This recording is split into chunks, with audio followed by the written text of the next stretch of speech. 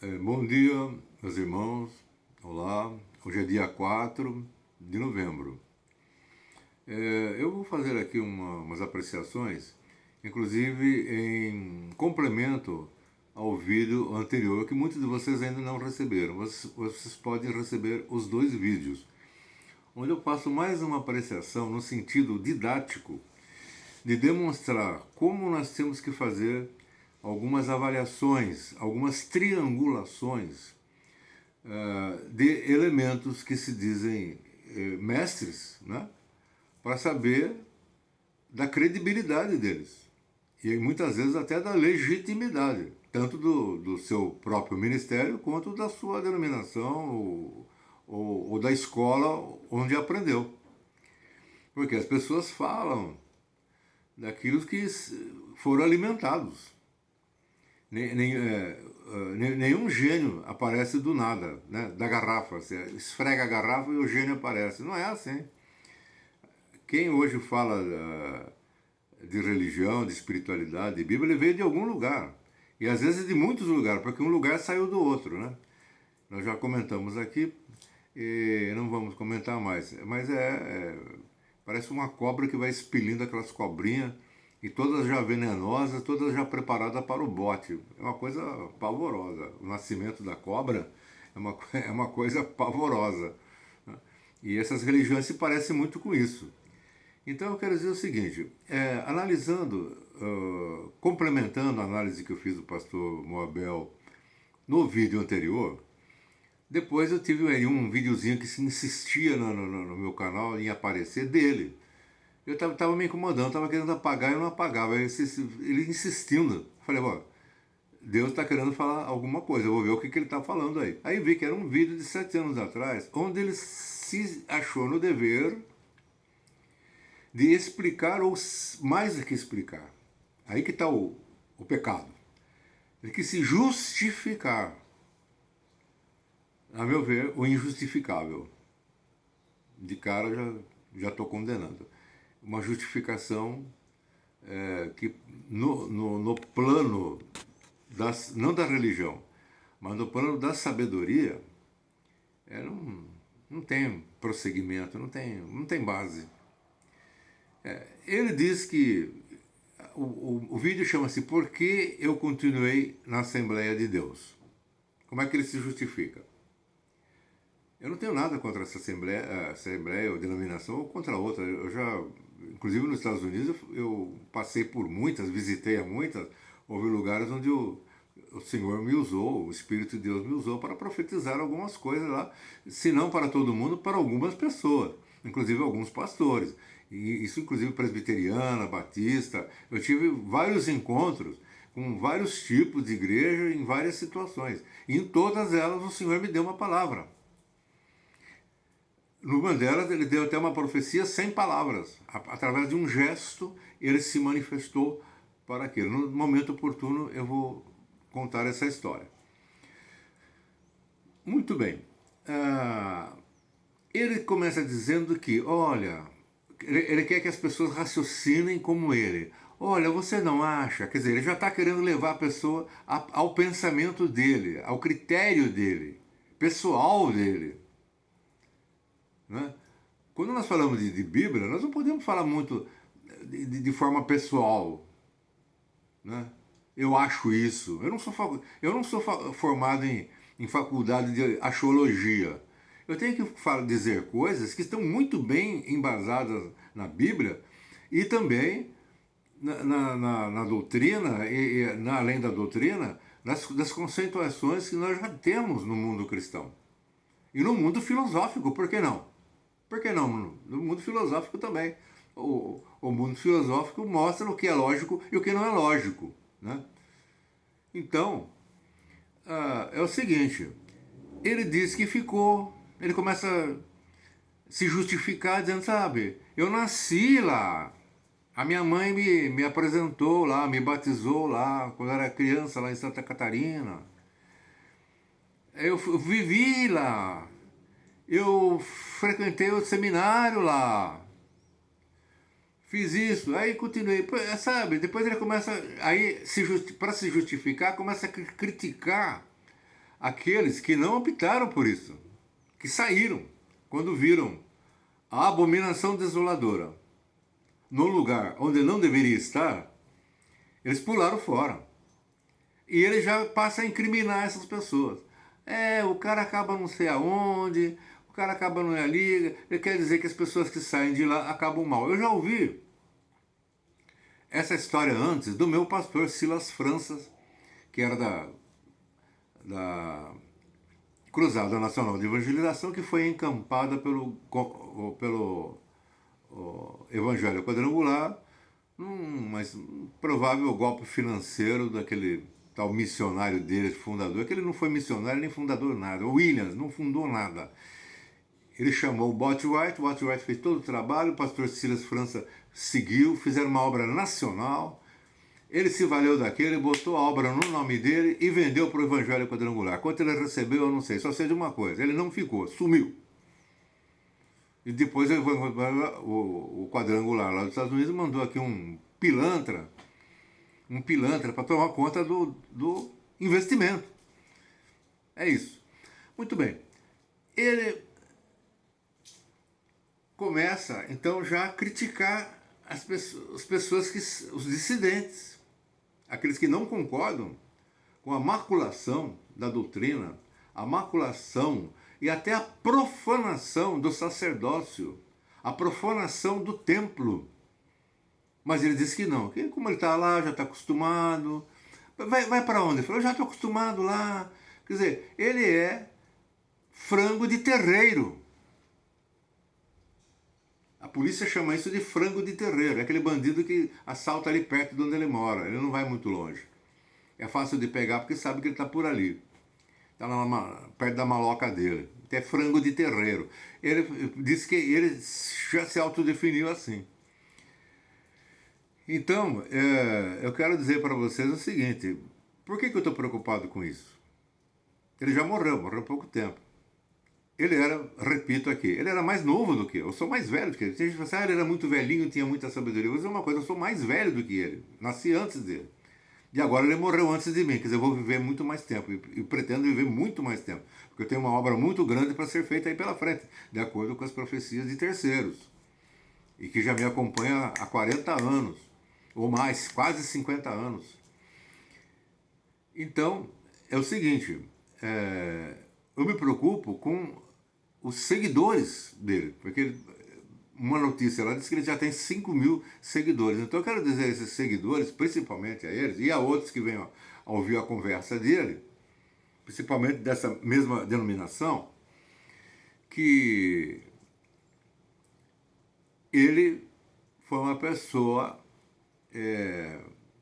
doutrinada e formatada dentro dessa denominação, que na realidade era um puxadinho de outra denominação, que é a Batista. E a Batista, por sua vez, sempre se valeu da teologia enlatada americana, que é genérica e na maioria dos seus aspectos, contém heresias, e por trás dessa organização existe essa denominação, a Batista, da qual a Assembleia se origina. Por trás deles ainda tem o sionismo manipulador, que manipula todas as seitas americanas. Não vou nem chamar mais de religião, porque não é religião, é seita mesmo, é tudo seita. A religião ela é única, ela é, como dizer assim, ela ela não é faccionada, fractada. O evangelismo, né, digamos assim, americano, ele é todo fractado, sectarizado. Então é seita. Se está sectarizado, então é seita. Então é o seguinte, atrás dele estão os sionistas, os falsos judeus, que se dizem judeus. Ai, não toca nele porque não pode tocar no povo de Deus. Se for judeu verdadeiro, não pode mesmo. Mas eles não são judeus verdadeiros, eles são asiáticos. Asiáticos, os antigos hunos, chamados de Casares, que adotaram o judaísmo como forma de religião. Aparência, pura aparência, uma fantasia. E depois foram adiante com essa história. Então, eu vou dizer o seguinte, o pastor Moabel, ele se justificou de uma maneira muito primária para estar dentro de uma denominação que pratica heresias e das pesadas, né? Associação com sociedade secreta, associação com outras coisas que eu nem vou mencionar aqui, que já está aí na boca do povo, lá no Rio de Janeiro, já está na boca do povo, coisas pesadas, e usando templos ditos cristãos para celebrar as vestais. Eu tenho uma foto, que está tudo na internet, você procura aí, né? Cerimônias nas assembleias no Rio de Janeiro, cerimônia da maçonaria.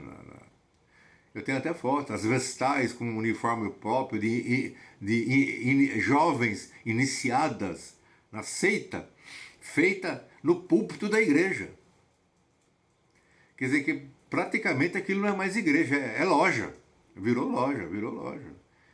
Então eu quero dizer o seguinte, irmão, a pessoa que chega nessa idade, tem quase a minha idade, né? Eu já tenho 78 anos, e ainda fala como criança.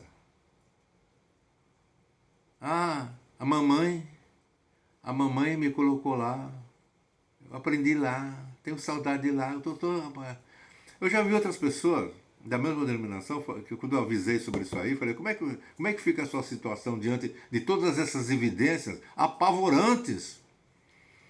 Apavorantes. No passado a pessoa ficava apavorada quando via uma coisa dessa. Hoje não, aceita tudo. Hoje está aceitando tudo.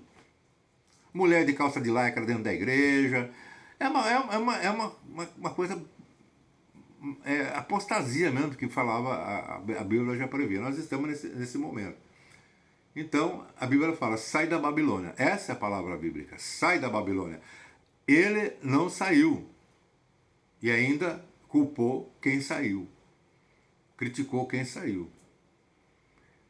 Então, quem não tem condições nem de apacentar a si mesmo e acabou morrendo, porque eu já disse aqui, vou repetir aqui, Deus me deu uma revelação neste ano e foi uma coisa muito forte, muito estrondosa.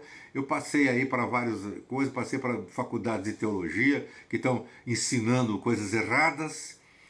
A palavra que Deus me deu foi essa: igreja que não cura, mata.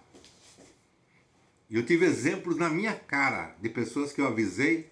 Falei, você está nessa denominação há 40 anos, não recebe batismo do Espírito Santo? Eu venho aqui, nós vamos orar, vamos fazer, você vai receber o Espírito Santo. Falei, não, eu só aceito minha religião. Me pôs para fora. Depois de algum tempo, ligo lá para minha tia, que era prima dele. Cadê o fulano? Tem o telefone? Não, ele já morreu. Como já morreu? Eu falei, você não esteve lá há um tempo atrás? Eu falei, estive sim. Então, 2 dias depois que você falou com ele caiu na cama com pneumonia. Dali foi para o hospital, do hospital para a UTI, da UTI para o cemitério. Aí eu falei para ela, porque a filha mais velha dela, que é minha prima, aconteceu a mesma coisa. Eu mandei versículos bíblicos, ela estava separada do marido e procurando namorado.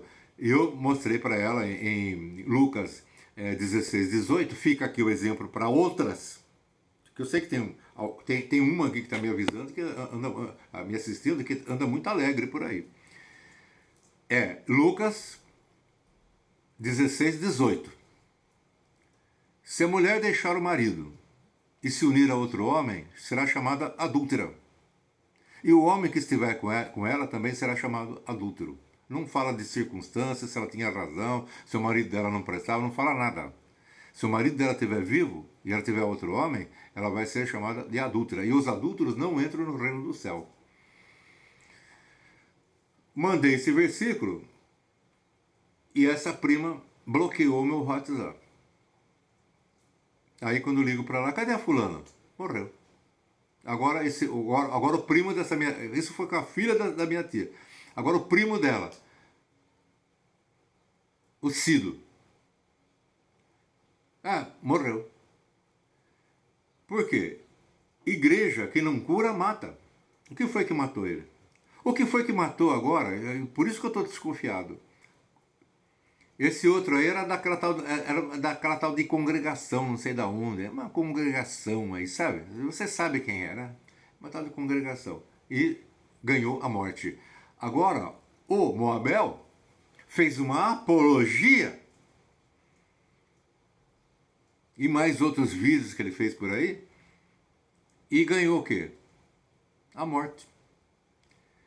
Mais um testemunho de que a palavra que nós recebemos diretamente do céu, não é de teologia enlatada não, é como Paulo. Paulo falou, a minha teologia, o meu conhecimento, eu considero esterco diante da excelência das revelações de Cristo pelo Espírito Santo. Não tenha dúvida de uma coisa, todas as cartas paulinas, as epístolas paulinas, as cartas de Paulo e dos outros apóstolos também, era tudo doutrina pura. Se nós temos, a doutrina que nós temos hoje, que ensinamos no Evangelho, são doutrinas dessas cartas. Essas cartas eram doutrinárias. Estão brincando? O que é isso? Virou o quê? Circo? Igreja virou circo? Aquele velho circo tá aí. Eu fui visitar um templo deles ontem, para sentir a bara lá. Depois nós vamos comentar. Que coisa horrível. Eu não vou comentar agora porque ainda vou fazer um estudo sobre o que significa aquela igreja morta. Depois nós vamos conversar. Mas o pastor Moabel ganhou aquilo que ele colocou como mãe dele, como pai dele. Ele não colocou a verdade por pai. A verdade é Cristo. Eu sou o caminho, a verdade e a vida. Ele colocou uma religião. Ele disse que ele se sentia acalorado ali dentro. Se sentia bem. Mesmo com toda a porcaria que tem lá dentro. Morreu. Igreja, então aprenda, meu amigo, meu irmão, e fique esperto. Igreja que não cura, mata. Não existe neutralidade. Como aquela senhora que eu estava comentando aqui, eu não terminei. Ela, da mesma denominação. Ela falou, não, mas eu vou lá porque eu encontro a minha mãe. Sabe? Se desculpando, se justificando. Eu encontro as minhas primas, a gente conversa. Fica sabendo das novidades, faz as fofocas. Quer dizer, é um clubinho. A igreja para eles é um clubinho. A igreja já virou clube, virou sociedade secreta, virou um monte de coisa, menos igreja. Menos um templo do saber de Deus. A igreja, que eles chamam de igreja, a igreja na realidade nem é denominação, nem é organização. Essas organizações que chamam de Deus fazem isso de forma petulante. Porque a igreja é o povo que se reúne ali dentro. Essa é a igreja, é o povo, é o corpo de Cristo. Vós sois o templo do Espírito Santo. Deus não habita em templos feitos por mãos humanas. E o pessoal estava ontem aí no São Bento aí. Agora eu falei o nome. O templo do São Bento, que é próximo daqui. Eu entrei lá para ver como é que estava. Fiquei apavorado. Um silêncio, um templo bonito, muito bonito, grande, gigantesco. Eles usam o gigantismo para esmagar as pessoas. As pessoas, quando vê aquelas catedrais enormes, eu tenho até medo de abrir a boca. É o gigantismo. Tem empresas que fazem a mesma coisa. Mas eu abri minha boca. Eu meti a boca em umas coisas lá. E então, meus irmãos, pensem nisso, e aqueles que vierem assistir esses vídeos, algumas informações têm procedência sobre algumas teologias, mas quando ele já se justificou o injustificável, quando ele disse que não existe ministério profético no Novo Testamento, quando o ministério profético está muito bem retratado em Efésios capítulo 14, versículo 11, os 5 ministérios de Cristo. E é um ministério que é o meu, que é da segunda hierarquia, o dele, pastor, é da quarta. E eu nem sei se ele estava pastoreando alguma igreja. Tem muita gente que se apresenta como pastor e não tem igreja. Eu não aceito isso. Pastor é quem está pastoreando. E ser pastor, eu vou dizer uma coisa, esse é o ministério mais difícil que existe. e que exige o maior de todos os dons. Não é agora qualquer hora eu sou pastor, eu sou pastor, eu sou pastor. Pastor não é coisa nenhuma.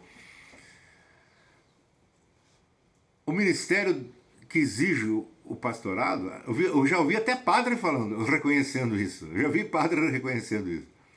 É o ministério do amor. Ser pastor significa cuidar da ovelha, como Davi fazia.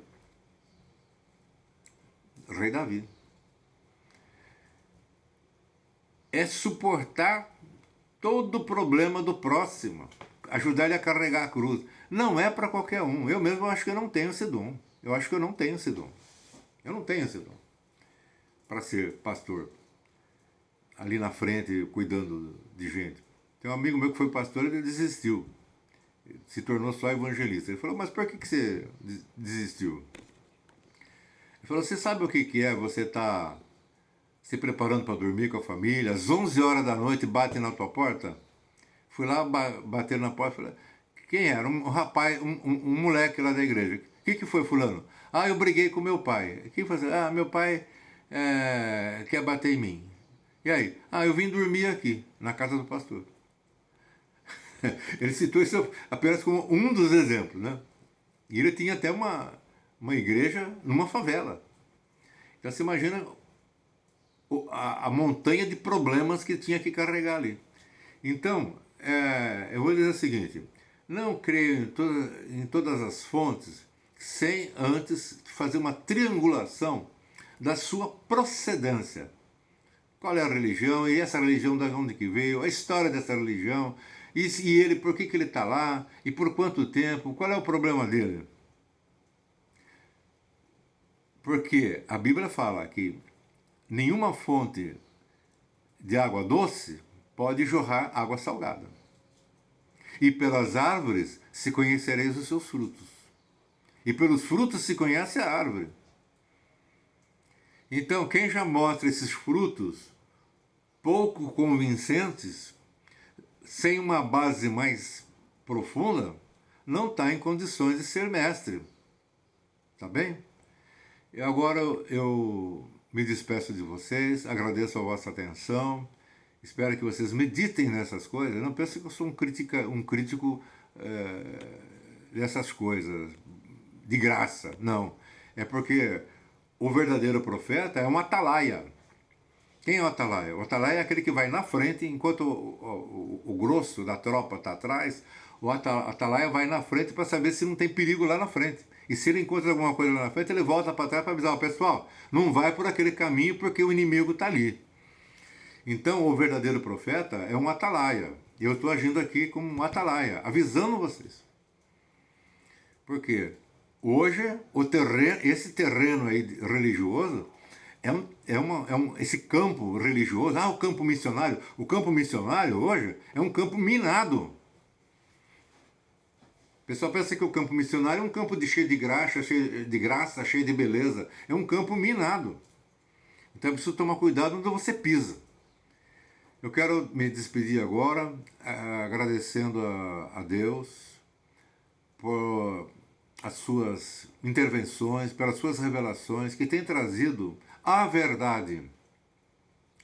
Nós estamos ainda com a intenção presente e futura de levar adiante o remanescente fiel de Cristo, o remanescente fiel que não se curvou, não se ajoelhou diante do pau e da pedra, que não se ajoelha diante de grandes, né, americanos, da mídia,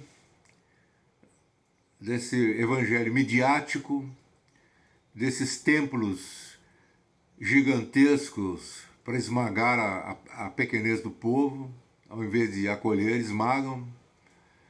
Agradeço por todas essas bênçãos, Senhor, que o Senhor tem nos dado. O Senhor mostra que o Senhor não abandona seu povo no meio da mentira. O Senhor tem aqueles enviados para alertá-los e protegê-los. Agradeço tudo em nome do Senhor Jesus Cristo. Amém.